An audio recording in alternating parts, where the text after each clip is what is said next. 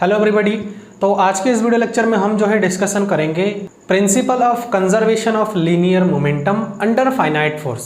ठीक है, तो principal of conservation of linear momentum under finite force को डिस्कस करने से पहले मैं आप लोगों के साथ सिर्फ कंजर्वेशन ऑफ लीनियर मोमेंटम को डिस्कस करूंगा। ठीक है, जो कि आप लोगों ने बेसिक पढ़ रखा है क्लास 11th में। ठीक, तो वो बेसिक लेकर के मैं यहाँ पर चलूंगा। तो जब अंडर फाइनाइट फोर्स के बारे में आप लोगों को बताऊंगा कि जो law of conservation of linear momentum है अंडर फाइनाइट फोर्स, वो क्या होता है, वो आपको अच्छे से समझ में आएगा जब मैं आप लोगों को बताऊंगा बेसिक। और बेसिक क्या है, वही 11th क्लास का जो बेसिक है।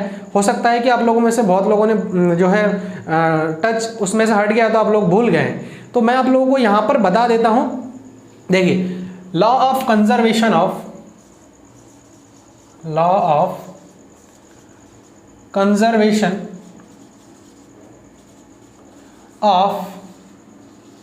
Linear momentum. तो कंजर्वेशन ऑफ लीनियर मोमेंटम, जो लीनियर मोमेंटम होता है हमने पढ़ रखा है क्या होता है, P is equal to mv। और ये जो लीनियर मोमेंटम है वो कंजर्व रहता है। कंजर्व मतलब कांस्टेंट रहता है, चेंज नहीं होता है। तो उसको हम कैसे सीख सकते हैं, देखिए सबसे पहले न्यूटन का जो सेकंड लॉ, मोमेंटम की बात आए और वहां न्यूटन का सेकंड लॉ ना आए, ये तो हो ही नहीं सकता। तो न्यूटन का जो सेकंड लॉ मैंने आप लोगों को बता रखा है, मैकेनिक्स का एक प्लेलिस्ट मैंने सेपरेट बना रखा है, तो वहां से जाकर के आप लोग न्यूटन का सेकंड लॉ देख सकते हैं। वहां पर मोमेंटम, लीनियर मोमेंटम, मैंने ये सब चीजें डिस्कशन कर रखा है। न्यूटन का सेकंड लॉ के साथ साथ चेंज इन मोमेंटम भी मैंने आप लोगों के लिए डिस्कशन कर रखा है। तो वहां से जब हम स्टडी करते हैं तो change in momentum with respect to time हमारे पास एक रिलेशन आता है, F is equal to dp over dt, है ना। या फिर ऐसे बता सकते हैं कि जो फोर्स है वो डायरेक्टली प्रोपोर्शनल होता है चेंज इन मोमेंटम के। ऐसा हमने देखा था एक रिलेशन। ठीक है, अब मैं क्या करता हूं, अगर मैं यहां से प्रोपोर्शनलिटी का साइन हटा देता हूं एक टाइम के लिए, और उसका जो प्रोपोर्शनलिटी का साइन हटा करके मैं के कोई एक कांस्टेंट ले लेता हूं, उस कांस्टेंट का वैल्यू अगर मैं 1 मान के चलता हूं, तो dp ओवर dt जो होगा वो ऐसे हमें मिल जाएगा, F is equal to dp over dt, जहां पर p हमारा क्या है, लीनियर मोमेंटम है। ठीक है, अब देखिए ये जो लीनियर मोमेंटम है p, ये कंजर्व्ड कैसे होगा, ये कांस्टेंट कब होगा, अगर मैं जो एक्सटर्नल फोर्स है if F is equal to 0, तो अगर F हमारा 0 हो जाए तो dp ओवर dt जो होगा वो हमारा 0 के इक्वल हो जाएगा। This imply dp over dt is equal to 0। अगर मैं यहां पर बात करूं, इसको इंटीग्रेट कर दूं, अब सीधे लैंग्वेज में आप यही समझ लीजिए, इसको मैं अगर इंटीग्रेट करूं तो क्या होगा, दोनों साइड में अगर मैं इंटीग्रेट करूं तो ये सिंपल आ जाएगा p। ठीक है, ये सिंपल आ जाएगा हमारा p, और यहां पर हमारे पास एक कांस्टेंट रहेगा जिसको मैं माइनस कांस्टेंट करके जोड़ देता हूं, इज इक्वल टू 0। तो p इज इक्वल टू, यहां से मुझे मिल जाएगा कांस्टेंट। तो इस रिलेशन से ये चीज तो क्लियर हो गया कि अगर किसी बॉडी में जो एक्सटर्नल फोर्स अप्लाई हो रहा है, अगर वो किसी तरह से अगर 0 हो जाए, मतलब वो एक्सटर्नल फोर्स हो ही ना, तो उस कंडीशन में जो उसका मोमेंटम होता है वो हमारा क्या होगा, कंजर्व होगा। ये चीज हमने क्लास 11th क्लास में ये चीज देख रखा है कि लीनियर मोमेंटम कंजर्व कब होता है, जब हमारे पास किसी बॉडी पर एक्सटर्नल फोर्स क्या हो, 0 हो। ठीक है, तो होप कि यहां तक आप लोगों को क्लियर हो गया है कि P हमारा कांस्टेंट होगा। ठीक है, अब हम बात करेंगे कि जो ये law of conservation of linear momentum है अंडर फाइनाइट फोर्स, उसको एनालाइज करेंगे। और अंडर फाइनाइट फोर्स एनालाइज करने के लिए मैंने ऑलरेडी आप लोगों को बता रखा है equation of motion in 2 dimension under finite force. तो वो वाला वीडियो अगर आप लोगों ने नहीं देखा है तो एक बार प्लीज आप लोग उसे कवर करें, उस वीडियो को देखें, और वहां पर जो मैंने इक्वेशन ऑफ मोशन बताया आप लोगों को, तो वो कॉन्सेप्ट आप लोग क्लियर करें कि वो मोशन का जो इक्वेशन है वो कहां से आ रहा है, क्योंकि उसी का यूज हम यहाँ पर जो है law of conservation of linear momentum में करने वाले हैं। ठीक है, तो चलिए देखते हैं। देखिए, principal of conservation of linear momentum या फिर law of conservation of linear momentum, बात एक ही है। तो उसका प्रिंसिपल जो है क्या है वो देखिए, if a body be moving under the action of some external forces whose sum of resolved part parallel to a line is 0 throughout the motion. ठीक है, तो अगर कोई बॉडी मूव करता है under the action of some external forces और उसका रिजॉल्वेंट part है, उसका जो फोर्स है वो हमारा क्या हो जाए, जीरो हो जाए throughout the motion, the momentum of the body parallel to that line remains constant throughout the motion.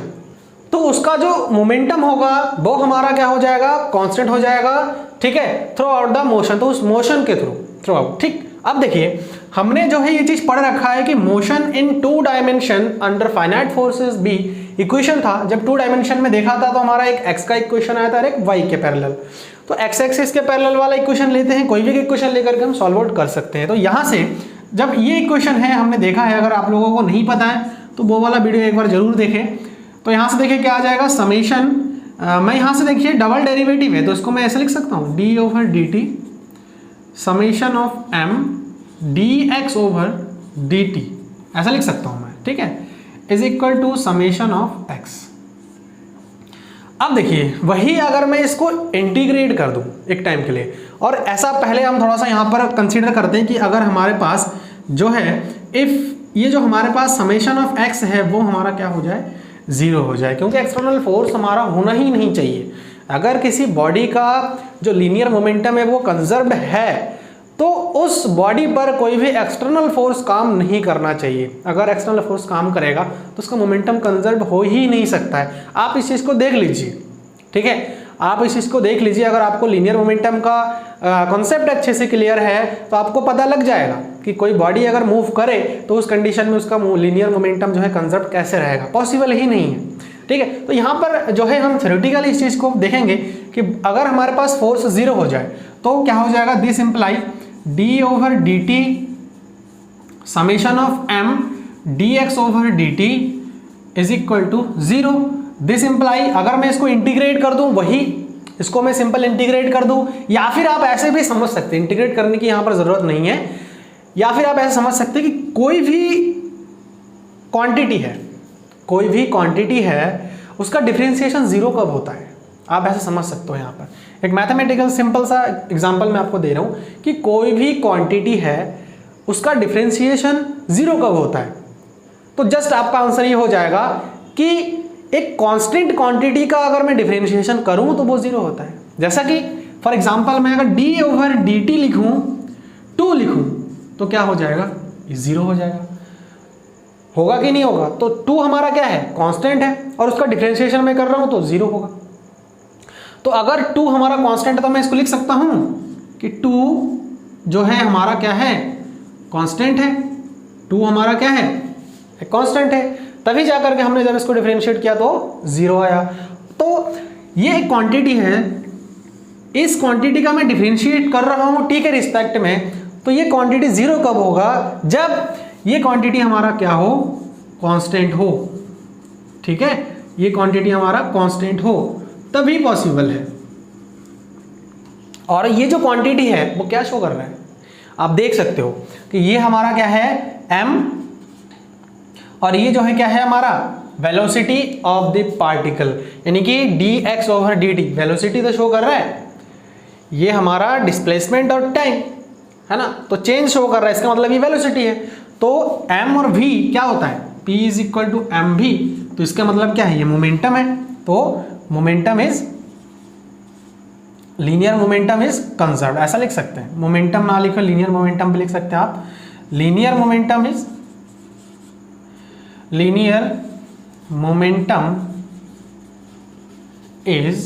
Conserved, ठीक है, लीनियर मोमेंटम हमारा क्या हो गया, कंजर्व हो गया। लेकिन अब बात आती है क्वेश्चन कि इतने सारा रामायण हम क्यों पढ़ रहे हैं और क्यों जानना चाह रहे हैं, ये जो लीनियर मोमेंटम कंजर्व हो रहा है तो ये क्यों हो रहा है। तो इसका मैं जो है आप लोगों को एक एप्लीकेशन बता रहा हूँ। सबसे पहले मैं इसको रफ करता हूँ, होप कि आप लोगों को समझ में आ गया है, ठीक है। तो मैं इसको भी रफ करूंगा और एक जो है एप्लीकेशन आपको बताऊंगा जो law of conservation of linear momentum है। एक्चुअल में क्या है, मैंने पहला जो बताया था एग्जांपल वो हमने जनरल फॉर्म देखा था। जनरल फॉर्म का मतलब जो कि हमने क्लास 12th में 11th में हमने पढ़ रखा है, ठीक है, बहुत बच्चों ने 12th में ही पढ़ा है। तो अब ये जो हमारा है ये डी एलम्बर्ट प्रिंसिपल का यूज करके उसी के थ्रू जो है ये सब आया है हमारा।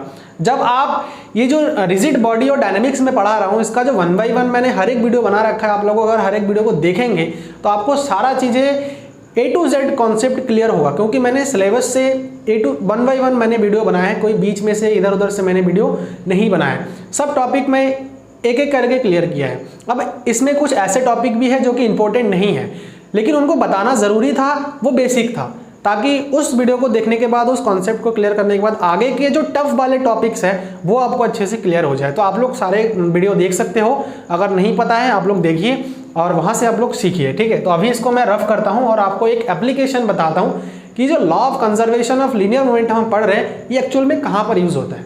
तो गाइस देखिए, यहाँ पर मैंने जो है बना लिया है एक गन, ठीक है। एक्चुअल में डायग्राम अच्छे से बना नहीं है, सबको पता है, आपको ही पता है, मुझे ही पता है, बट यहाँ पर समझने के लिए थोड़ा सा मैंने कोशिश किया है आप लोगों के लिए। देखिए, एक गन है। अब आपको पता है कि जब गन को फायर करते हैं तो वो जो है पीछे की ओर एक रिकॉइल वेलोसिटी से जो है एक धक्का लगता है। जब गन रिकॉइल होता है, कहने का मतलब जब हम ट्रिगर दबाते हैं तो उस कंडीशन में जो है रिकॉइल होता है गन, तो उस कंडीशन में एक पीछे की ओर फोर्स लगता है। क्यों? क्योंकि हमने जो है न्यूटन का थर्ड लॉ पढ़ रखा है कि एक रिएक्शन के बाद उसका जो है, एक एक्शन के बाद उसका जो है एक रिएक्शन फोर्स लगता है, ठीक है। तो यहाँ पर गन के साथ ही वही कॉन्सेप्ट लगता है, न्यूटन के थर्ड लॉ। तो हम जो है यहाँ पर डायरेक्ट बात करते हैं कि लॉ ऑफ कंजर्वेशन मोमेंटम यहाँ पर कहाँ अप्लाई होता है और क्यों हम अप्लाई करते हैं। देखिए, ये गन है और गन को सबसे पहले तो मैंने माना कि जो बुलेट है, जो बुलेट हम फायर कर रहे हैं उसकी जो वेलोसिटी है वो v1 है, ठीक है। सपोज वेलोसिटी ऑफ बुलेट, जब बुलेट को दागते हैं तो उसका जो वेलोसिटी है वो हम मान लेते हैं v1 है, ठीक है। And mass of bullet is equal to m। Small m हम मान लेते हैं क्योंकि बुलेट छोटा होता है, तो उस अकॉर्डिंग हमने कि स्मॉल m उसका मास को कंसीडर कर लिया है। अब हम मान लेते हैं कि सपोज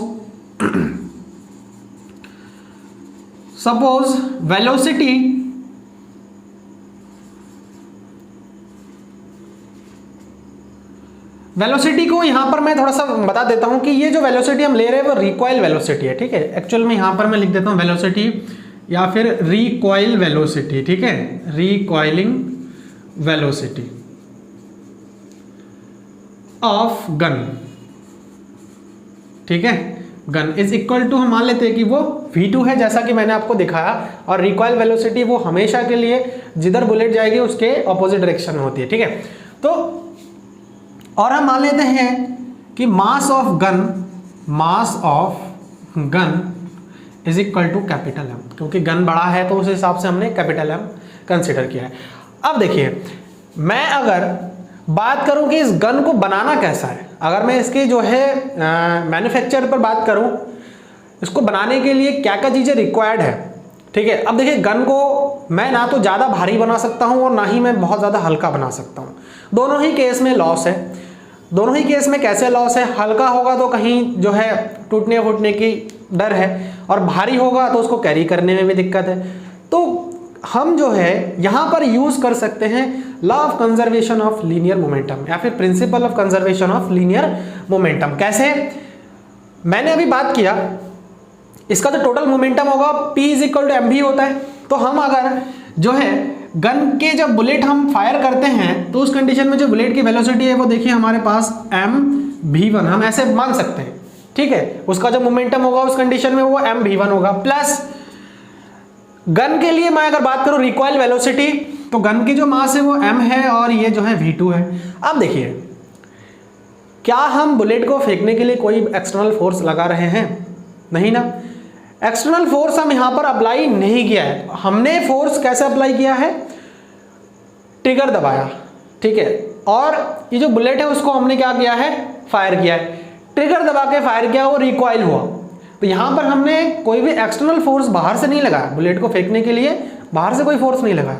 तो इसका मतलब ये है कि इसमें जो भी हमारा मोमेंटम है, देखिए mv, इसको मैं जो है क्या लिख सकता हूँ, जो फोर्स होगा, अगर मैं इसको चेंज इन मोमेंटम के फॉर्म में देखूं, यानी कि जो फोर्स होगा, फोर्स हमारा क्या हो जाएगा? 0 हो जाएगा, है ना। यही तो होगा, क्योंकि हमने देख रखा है कि F is equal to dp over dt, यही तो देखा है, F is equal to dt/dt। तो कहने का मतलब जो हमारा मोमेंटम है, चेंज इन मोमेंटम है, तो टोटल जो मोमेंटम है वो हमारा क्या रहना चाहिए, कांस्टेंट या फिर कंजर्व रहना चाहिए। तो कंजर्व कब रहेगा, जब उसमें एक्सटर्नल फोर्स हमारा 0 है। यही तो देखा था हमने प्रिंसिपल में। अब देखिए यहां से m is equal to mv1 is equal to minus का कैपिटल M v2। और अगर मैं यहां से रिकॉइल वेलोसिटी की बात करूं तो रिकॉइलिंग वेलोसिटी देखिए क्या हो रहा है, v2 is equal to, v2 हमारा रिकॉइल वेलोसिटी है, यानी कि पीछे जो धक्का लगता है वो वेलोसिटी है, ठीक है। तो यहां से m को अगर मैं अपॉन में लेके आऊंगा तो माइनस का m v1 upon capital M। तो ये जो हमारा एक रिलेशन निकल के आता है, इस रिलेशन से हम ये चीज को समझ सकते हैं अच्छी तरह से कि गन का जो मास है उसको हम जितना ज्यादा बनाएंगे उसका रिकॉइल वेलोसिटी उतना कम होगा। देखिए ना, इन्वर्सली प्रोपोर्शनल है, v2 इन्वर्सली प्रोपोर्शनल है इस कैपिटल M के। तो मैं M का मास जितना ज्यादा रखूंगा उसकी रिकॉइलिंग वेलोसिटी उतना कम होगा, ठीक है। और अगर M का मास में कम कर दिया तो रिकॉइलिंग वेलोसिटी ज्यादा होगी, है ना। और उस केस में जब हम ट्रिगर को दबाएंगे और उस रिकॉइल वेलोसिटी, ज्यादा रिकॉइल वेलोसिटी के कारण हमें चोट भी लग सकती है, ठीक है। हम जो यहाँ पर फंसा लेंगे तो उस कंडीशन में हमें यहाँ पर हार्म हो सकता है, ये जो पार्ट है, ठीक है। इसीलिए हमेशा के लिए ध्यान रखना, जो गन होता है, गन वो बहुत हेवी होता है, बहुत भारी बनाया जाता है। उसका रीज़न ही यही है कि जब हम ट्रिगर को दबाएं और जो हमारे जो बुलेट है वो फायर हो, तो उस कंडीशन में जो हमारे पास रिकॉइल वेलोसिटी है उसकी वजह से चोट हमें ना लगे, ठीक है। तो ये एक सिंपल सा एग्जाम्पल था, एक एप्लीकेशन था law of conservation of linear momentum को समझने के लिए, ठीक है। होप कि आपको आज का जो वीडियो लेक्चर है वो अच्छे से क्लियर हो गया है, टॉपिक के बारे में आपको अच्छा नॉलेज मिल चुका है। सो अगर वीडियो अच्छा लगा तो उसको लाइक ज़रूर कर देना, चैनल को सब्सक्राइब नहीं किया है तो इसे करें और अपने दोस्तों के साथ भी वीडियो शेयर करें, क्योंकि टॉपिक जो मैं यहाँ पर कवर कर रहा हूँ वो बहुत इंपॉर्टेंट है। साथ ही साथ मैं जो है डेली लाइफ के भी इसमें एग्जाम्पल ऐड करता हूँ। So thanks for watching this video.